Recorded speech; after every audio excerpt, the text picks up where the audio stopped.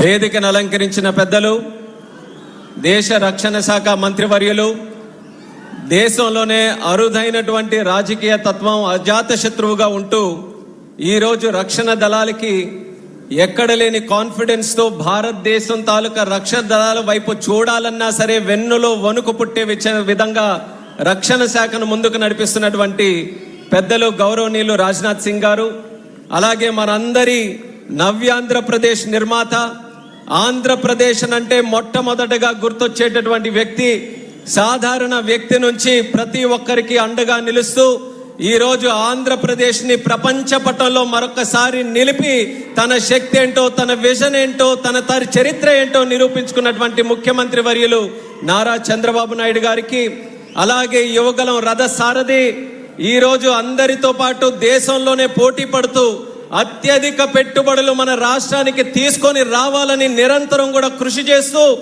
అంచెలంచెలుగా ఈ 2 సంవత్సరాల్లో లక్షల ఉద్యోగాలు మన రాష్ట్రానికి తీసుకొని వచ్చినటువంటి యువ నాయకుడు సోదరులు నారా లోకేష్ అన్న గారికి, వేదికలు అలంకరించినటువంటి మంత్రివర్యులు అనగాని సత్యప్రసాద్ గారు, సత్య యాదవ్ గారు, సవితమ్మ గారు, టీజీ భరత్ గారు, అలాగే మన భారత్ ఫోర్జ్ నుంచి విచ్చేసినటువంటి మన బాబా కళ్యాణి గారు, వేదికను ఎంతో మంది అతిరథ మహారథులు అందరూ కూడా విచ్చేశారు. వాళ్ళందరితో పాటు మా అనంతపురం జిల్లా పుట్టపర్తి ప్రజానికానికి, సోదర సోదరిమణులకి, మా అక్కలకి, చెల్లెలకి, అన్నలకి, తమ్ముళ్ళకి అందరికీ కూడా మరొకసారి నా హృదయపూర్వకమైనటువంటి నమస్కారాలు తెలియజేసుకుంటున్నాను. ఎంతో ఆనందంగా ఉంది. గతంలో రాయలసీమ అన్నా, అనంతపూర్ అన్నా, పుట్టపర్తి అన్నా రాళ్ళు రప్పలు అనేవారు. అటువంటి అనంతపురంలో మన పుట్టపర్తిలో ఈరోజు ఫ్లైట్లు, ఈరోజు ఎంకా లాంటి ప్రాజెక్టులు, అలాగే ఇందాక అన్న చెప్పినట్టు కియా, ఒక పక్కన బుల్లెట్లు, మరొక పక్కన డ్రోన్లు తిరుగుతున్నాయనంటే పుట్టపర్తి తాలూకా రూపురేఖలు మార్చేటటువంటి ప్రభుత్వం మన ఎన్డీఏ ప్రభుత్వం అని ఎంతో గర్వంగా తెలియజేసుకుంటున్నాను. పుట్టపర్తి అనంటే మరొకటి మనకు గుర్తు వచ్చేది భగవాన్ శ్రీ సత్యసాయిబాబా గారు.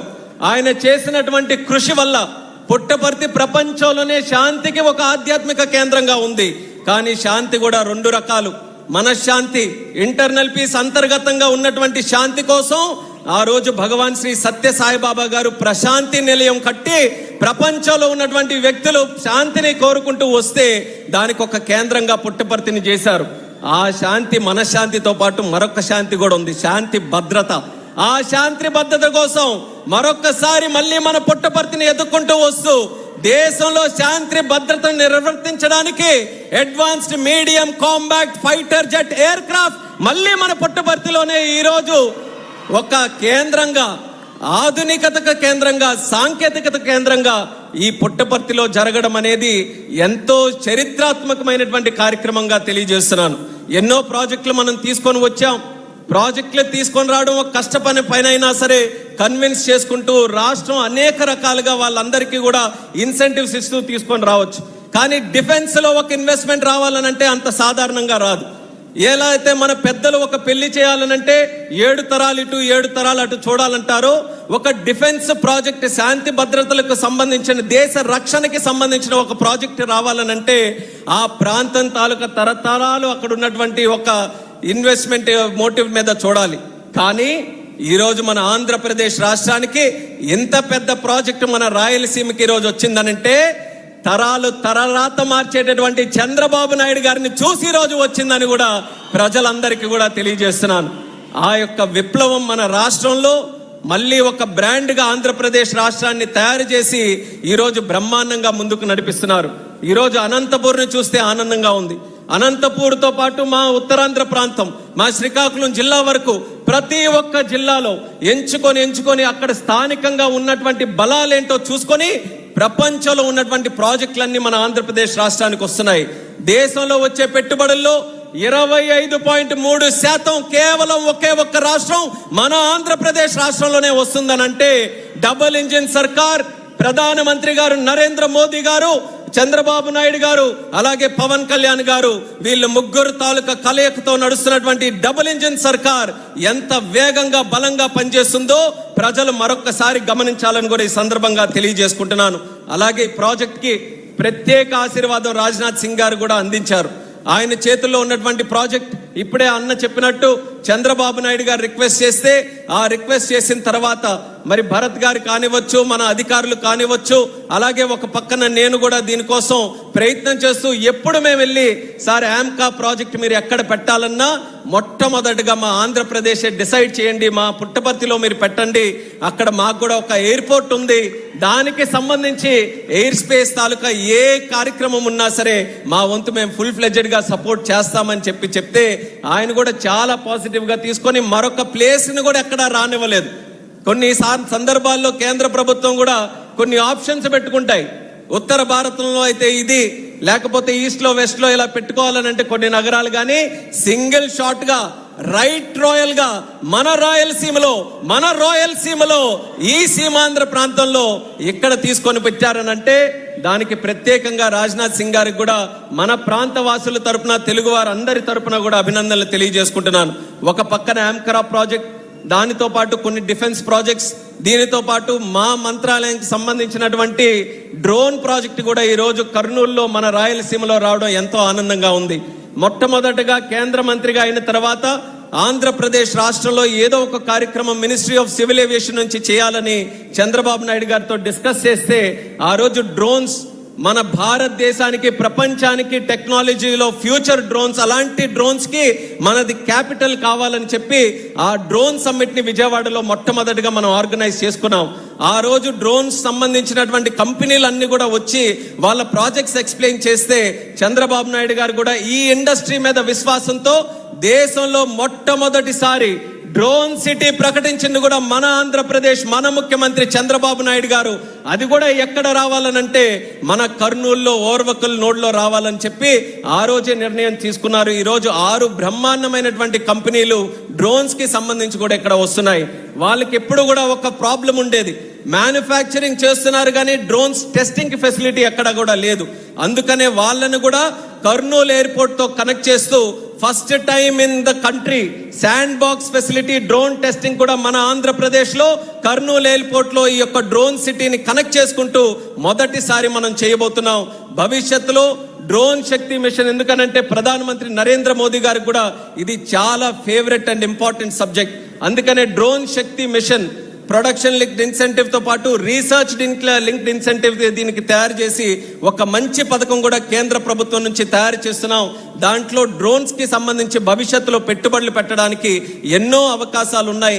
సో ఆ కార్యక్రమం కూడా మా మినిస్ట్రీ దగ్గర నుంచి చేస్తున్నాం. ఈ రోజు ఆంధ్రప్రదేశ్ రాష్ట్రం అవకాశాల ఆంధ్రప్రదేశ్ గా, పెట్టుబడుల ఆంధ్రప్రదేశ్ గా ఈ రోజు మారుతున్న సందర్భంలో నాకెంతో గర్వంగా ఉంది.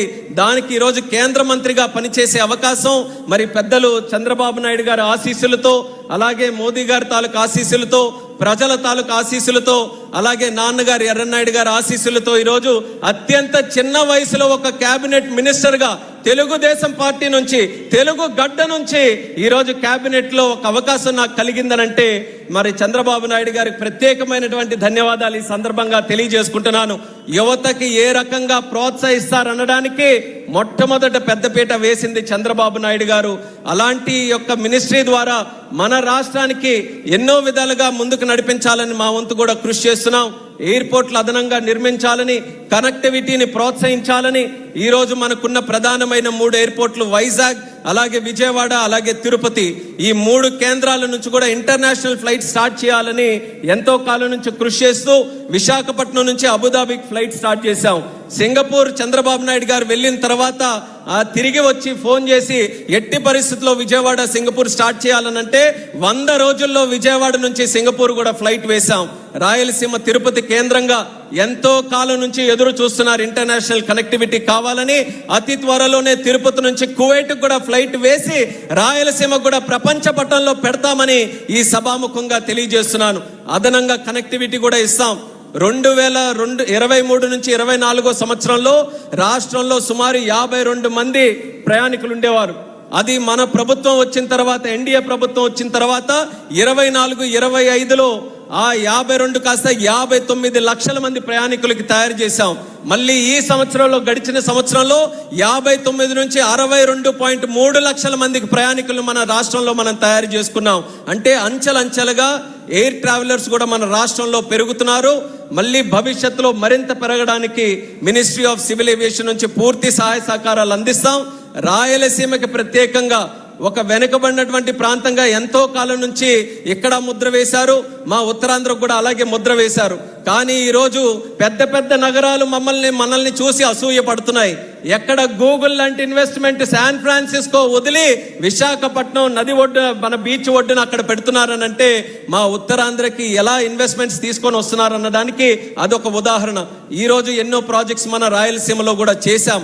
అంటే కంబైన్డ్ డెవలప్మెంట్ ఎంటైర్ స్టేట్ లో అక్కడ ఇచ్చాపురం నుంచి ఇక్కడ కుప్పం వరకు ఏ ప్రాంతాన్ని విడిచిపెట్టకుండా, ఏ జిల్లాని, ఏ వర్గాన్ని, ఏ విలేజ్ ను కూడా విడిచిపెట్టకుండా సమగ్ర అభివృద్ధి, దేశంలో వికసిత్ భారత్, అలాగే మన దగ్గర స్వర్ణాంధ్రప్రదేశ్ 2047 కోసం అన్ని విధాలుగా ముందుకు నడిపిస్తున్నటువంటి ఎన్డీఏ ప్రభుత్వానికి మీ ఆశీర్వాదం ఎల్లప్పుడూ ఉండాలని మరొకసారి సందర్భంగా కోరుకుంటూ, आदरणीय रक्षा मंत्री राजनाथ सिंह जी को फिर से मैं प्रणाम करता हूं. आपके आशीर्वाद से इतना बड़ा प्रोजेक्ट हमारे यहाँ पे आया है और हमारे तरफ से खास करके मिनिस्ट्री ऑफ सिविल एविएशन जो हम मानते हैं, मैं अपने मिनिस्ट्री में भी बोलता हूं कि हम छोटे भाई हैं मिनिस्ट्री ऑफ डिफेंस के लिए. डिफेंस में कोई भी एडवांसमेंट होता है तो उसका सीधा लाभ सिविल एविएशन को मिलता है. तो इसलिए आज इतना बड़ा फाइटर जेट का प्रोजेक्ट, हमें जरूर विश्वास है इसका कहीं ना कहीं एक लाभ तो हमारे सिविल एविएशन को भी होगा. और खास करके ये हमारे आंध्र प्रदेश में हमारे रायलसीमा हुआ, इसके लिए बहुत बहुत आभारी हैं आपके और केंद्र सरकार के. वैसे मैं मंत्री तो भारत सरकार का हूं, बट यहाँ पे लोकल बॉय हूं, तो यहाँ पे मेरे को ये स्टेट का भी रिप्रेजेंट करना है. तो ये लोगों के तरफ से केंद्र सरकार से फिर से ధన్యవాद देते हुए, खास करके राजनाथ सिंह जी को भी ధన్యవాद देते हुए, అందరికీ కూడా మరొక్కసారి నా హృదయపూర్వకమైనటువంటి నమస్కారాలు తెలియజేసుకుంటూ మీ అందరి దగ్గర సెలవు తీసుకుంటున్నాను. జై హింద్, జై భారత్.